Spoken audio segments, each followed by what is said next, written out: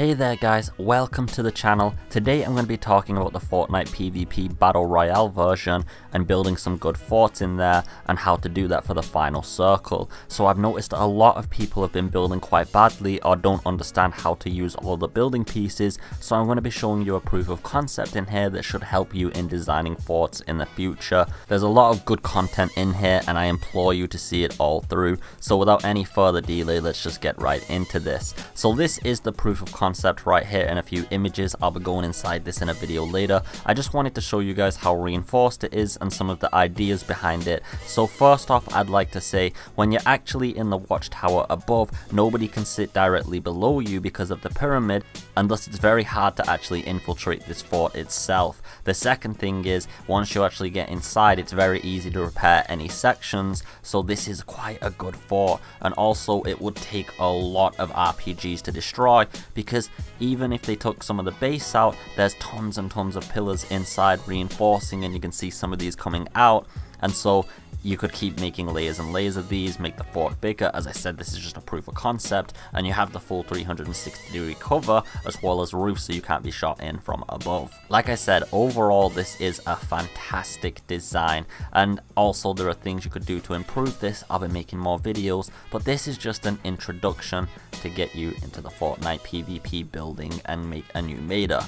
Now the tool we're going to start talking about here specifically is the roof tool, and this is quite an important piece to remember, and it's got quite a lot of functionality associated with it, and there are going to be some specific reasons why we're using this, and I'll get into those. And so looking at this, you can see it is very customizable, and we can create a curved piece with it, a curved tile, and we can even create an angled tile that imitates the stairs. Now you would be wondering, why don't we just use the stairs instead? Because you'd be able to access those without having to do all of this editing, as you can see here, and I'll show you why right now. The first reason is, if you wanted to leave your base at the bottom layer, when you go to edit these roof pieces from the ramp, you only have to edit one square and you can leave and then repiece it into a ramp again, and it's protected. So this allows you in squads to say let one person go out to loot everybody, or for example if they need to deal with a nearby threat. The stairs, however, have a complex level of editing before you can make a way to get out of there, and they can cause all sorts of collision issues among other things, and a lot more editing is required. So it's much better to just use the actual roof tool,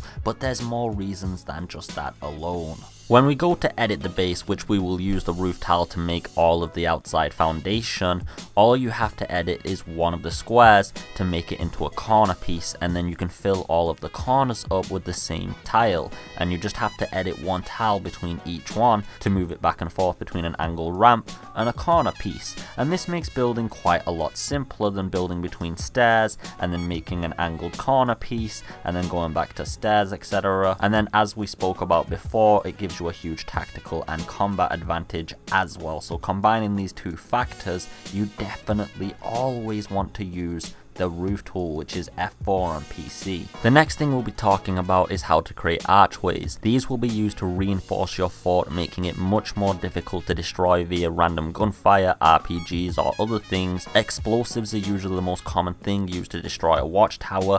Most people who just make 1x1 or 2x2s get their whole thing destroyed by somebody destroying all of the walls at the bottom, but with this design I'm showing you guys, as well as by placing pillars everywhere, it'll make it very difficult to destroy the integrity of all of your structure. Just use the wall tool and cut it out in the image like I'd shown, and you'll build a pillar and you'll be able to place these anywhere like a normal wall.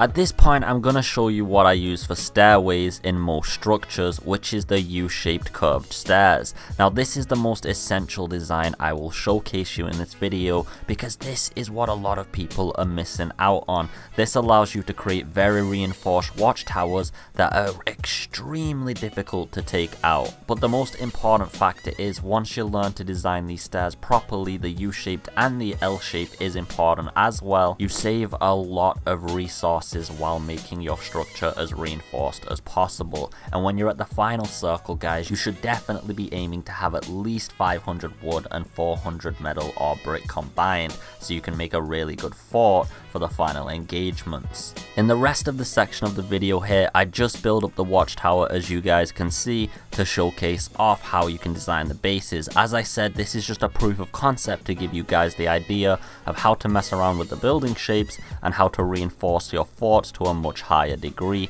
as well as give yourself the best line of sight so that when people attack you, you can cover almost every angle and it's very hard for them to infiltrate your fort and very easy for you to repair it. There are actually some really good ideas I have for building in specific forts for the final circle, and I'll be showcasing those designs off in the future, as well as weird strategies and other tactics for the final wins and getting number 1 in the game. If you enjoyed the video and found some of this insightful and it's helped you out, please leave a like and a subscribe. It would mean a lot to me and it would help me grow the channel and help me make more tutorials and videos and get them out to as many people as possible. I would really appreciate that. For now, I'm just gonna sign out and I hope you've had a great time.